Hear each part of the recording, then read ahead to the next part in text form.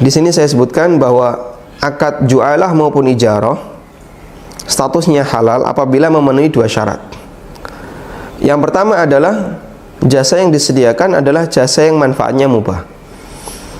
Jika jenis jasanya haram, misalnya jasa sihir atau zina atau melayani minum khamr dan yang lainnya, atau misalnya menari kemudian menyanyi, maka jasa seperti ini hukumnya tidak boleh dan penghasilannya terlarang. Dari Abu Mas'ud radhiyallahu anhu, Nabi sallallahu alaihi wasallam bersabda, atau beliau mengatakan, anna Rasulullah sallallahu alaihi wasallam naha an thamanil kalbi wa mahril baghi wa hulwanil kahin. Rasulullah sallallahu alaihi wasallam melarang menerima uang dari hasil penjualan anjing, upah pelacur, dan hulwanul kahin, upah dukun. Muttafaqun alaih. Coba kita perhatikan hadis ini.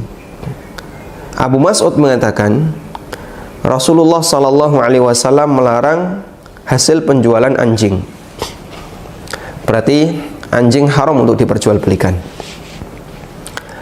Hanya saja ulama berbeda pendapat, apakah itu berlaku untuk semua anjing ataukah hanya berlaku untuk anjing yang dilarang untuk dirawat. Jumhur ulama mengatakan berlaku untuk semua anjing. Sementara Hanafiyah mengatakan ini hanya berlaku untuk anjing yang haram dirawat. Sedangkan anjing yang boleh untuk dipelihara, yang boleh untuk dirawat, seperti anjing buruan, anjing penjaga untuk ternak maupun untuk tanaman, maka boleh untuk diperjualbelikan. Dan wallahu ta'ala alam, sebagai kehati-hatian kita lebih mengambil pendapat jumhur. Yang jadi pertanyaan, terus bagaimana caranya agar kaum muslimin bisa memiliki anjing yang dihalalkan untuk dirawat? Caranya adalah tidak boleh dari hasil jual beli, tapi untuk melatihnya berbayar tidak ada larangan, insyaallah ta'ala. Kami tidak menjumpai adanya larangan. Sehingga misalnya ada orang yang memiliki anjing hasil pemberian orang lain, kemudian anjing itu disekolahkan untuk dijadikan sebagai anjing buruan, karena anjing buruan itu harus dilatih. Maka biaya pelatihan itu ketika di situ berbayar, insyaallah wallahu alam ini termasuk jasa yang mubah, karena melatih anjing termasuk diperbolehkan dalam Al-Quran. Sebagaimana yang Allah firmankan di surat Al-Maidah, wa minal jawarihi mukallabina tu'allimunahunna mimma 'allamakumullah.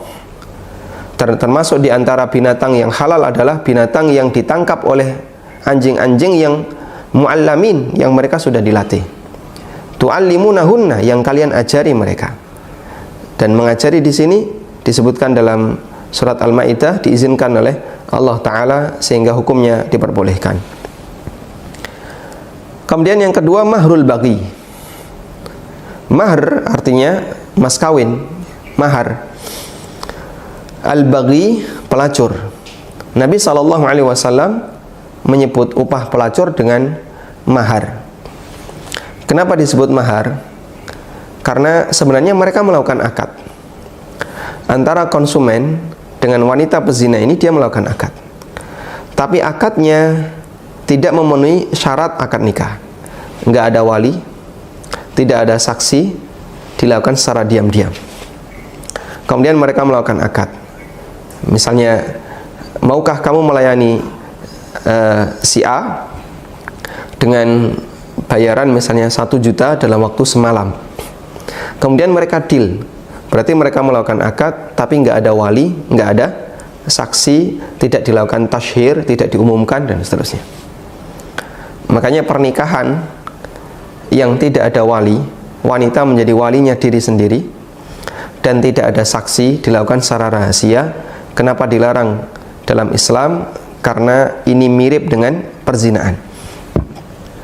Bahkan disebutkan dalam sebuah pernyataan bahwa pembeda antara nikah dengan sifah, dengan zina adalah adanya at-tasyhir, adanya saksi, dan diumumkan di masyarakat. Karena itu ketika orang menikah harus memenuhi beberapa syarat-syarat yang dia harus datangkan. Karena jika tidak maka nanti terjerumus dalam perbuatan perzinaan.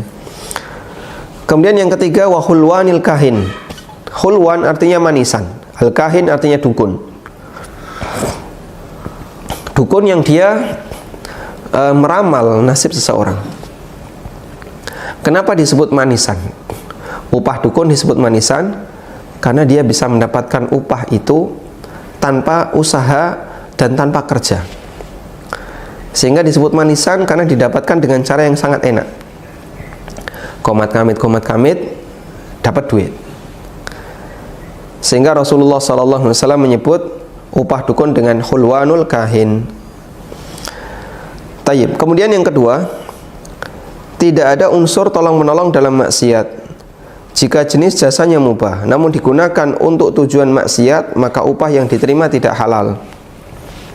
Berdasarkan firman Allah Ta'ala, wala ta'awanu 'alal itsmi wal udwan. Janganlah kalian tolong-menolong dalam dosa dan maksiat.